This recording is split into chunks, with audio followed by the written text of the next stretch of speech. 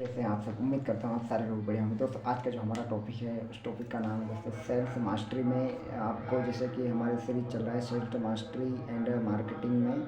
आज का जो हमारा टॉपिक है उस टॉपिक का नाम दोस्तों रेपो बिल्डिंग। किसी भी कस्टमर से हम रेपो बिल्डिंग कैसे करें। जब तक आप किसी भी कस्टमर से मिलते हैं और यदि आप रेपो बिल्डिंग नहीं करते हैं, आज का जो डिस्ट्रीब्यूटर होता है या फिर जो भी सेल्स मैन सेल्स पर्सन है सेल्स प्रोफेशनल होता है, वो गलती क्या करता है, गलती यही करता है कि वो सबसे पहले जाएगा कस्टमर को सीधा अपना कंपनी का प्लान, अपना प्रोडक्ट बोलता है हमारी कंपनी इतने लोगों ने वो मर्सिडीज़ ब्रांड अचीव कर ली, या फिर हमारी कंपनी इतनी जगह पे वेयर हाउस है, हमारी कंपनी की ये डायरेक्टर है, हमारी कंपनी यहाँ पे काम कर रही इतने स्टेट में। दोस्तों यही सबसे बड़ी गलती है एक सेल्समैन की, कि सबसे पहले वो जाके किसी भी कस्टमर की जो ज़रूरत है वो चीज़ को नहीं समझता, वो डायरेक्ट वो अपने प्लान पे चले जाता है। यदि आप भी ये गलती कर रहे थे तो आप सबसे बड़ी गलती कर रहे थे दोस्तों। तो आज इस टॉपिक को शुरू करने से पहले यदि आपने अभी तक मेरे चैनल को सब्सक्राइब नहीं किया तो सब्सक्राइब कीजिए, लाइक कीजिए, कमेंट कीजिए, ज़्यादा से ज़्यादा अपने दोस्तों के बीच में शेयर कीजिए। दोस्तों तो वीडियो को शुरू करते हैं दोस्तों। सबसे पहले हम कस्टमर से रेपो बिल्ड करना है। रेपो बिल्ड करने का मतलब होता है हमको उससे रिलेशन बनाना है। रिलेशन जब तक हम उससे नहीं बनाएंगे कस्टमर से, तब तक वो हमारे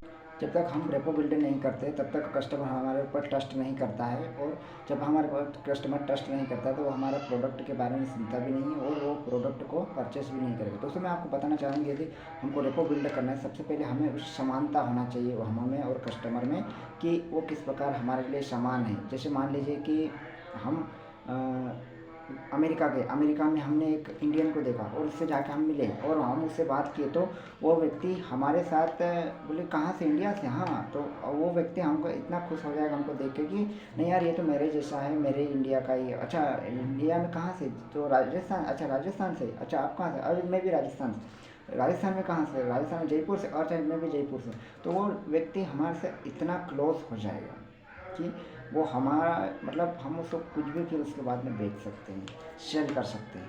तो सबसे पहले हमको ज़रूरी ये होता है कि रेपो बिल्ड करना है। रेपो बिल्ड करने में बहुत सारी ऐसी चीज़ें होती हैं जो समानता में हमको यूज़ करना होता है। सबसे पहले जैसे हमें बात हमको जैसे हम उससे बात करते हैं सबसे पहले हमारे चेहरे पे स्माइल होना चाहिए। यदि हमारे पास चेहरे पे स्माइल नहीं है तो वो व्यक्ति हमारा प्रोडक्ट कभी परचेस नहीं करेगा। स्माइल के साथ साथ हमारा ड्रेसिंग सेंस बड़ा गजब का होना चाहिए। जैसे मान लीजिए कि मैं टाई लगा के रखा हूँ, अब टाई ऑल ओवर इंडिया में आप कहीं पे भी चल जाओ, विदेश में भी चल जाओ, तो अलाउ होती है हर जगह पे।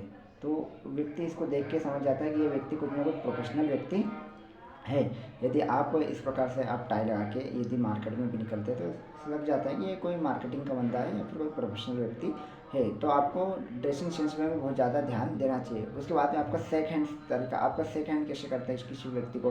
कोई व्यक्ति ऐसा ऐसा हिला के करता है, कोई व्यक्ति यूँ करके करता है, नहीं आपको नहीं करना है इस प्रकार से। आपको सीधा simply hello sir how are doing, simple तरीके से।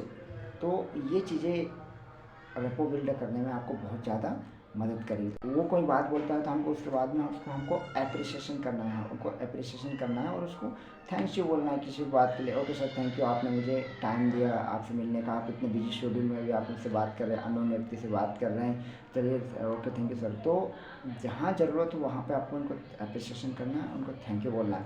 तो इससे क्या होता है कि रेपो बिल्ड हमारा ज़्यादा से ज़्यादा होता है दोस्तों। आपको जब आप उसे एप्रिसिएशन करते हैं, उसे थैंक यू बोलते हैं, तो आपको उसको चमचागिरी नहीं करना है, आपको चमचागिरी नहीं करना है। आपको एकदम जेंटलमैन की तरह उसे अप्रोच करना है दोस्तों। जब जेंटलमैन की तरफ आप अप्रोच करेंगे तो वो व्यक्ति समझ जाएगा कि ये व्यक्ति कोई प्रोफेशनल सेल्समैन है और वो आपके साथ उसी प्रकार से कनेक्ट होगा। जब तक वो कनेक्ट नहीं होता है आपके प्रोडक्ट के बारे में आपको कभी बात नहीं करना है दोस्तों।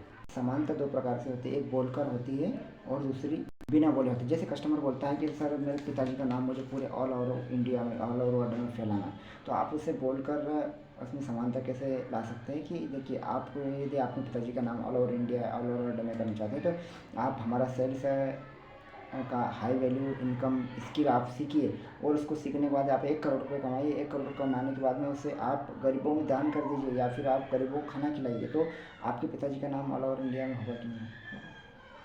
तो हमको उसी के जो वर्ल्ड है उसी पे हमको फोकस करके उसका आंसर देना है। तो वो व्यक्ति समझता है कि हमको नहीं, हाँ यह व्यक्ति हमको सुन रहा है, हमको समझ रहा है कि हम क्या कहना चाहते हैं, हम क्या चाहते हैं। तो इस प्रकार से हम उसको बता सकते हैं कि आपको यदि आपके पिताजी का नाम ऑल ओवर वर्ल्ड में करना है तो आपको स्किल बढ़ाना पड़ेगा, आपका स्किल बढ़ाना पड़ेगा। यदि आप स्किल नहीं बढ़ाते हैं तो आप अ, अभी तक जैसे थे वैसे ही कि वैसे ही रहेंगे। मान लीजिए कोई कस्टमर बोलता है तो सर मुझे बताइए फटाफट मुझे सफल होना है, तो आप उसे बता सकते हैं यदि आपको फटाफट सफल होना है तो आपको भी आपका जो हाई इनकम स्किल जो सेल्स एंड मार्केटिंग मास्टरी है ये जो आपको कोर्स लेना पड़ेगा और आप इसे फटाफट सफल हो सकते हैं। जैसा कस्टमर क्वेश्चन करता है उसी रो में हमको आंसर करना है कि आज कस्टमर को लगे कि ये हमको सुन रहा है दोस्तों।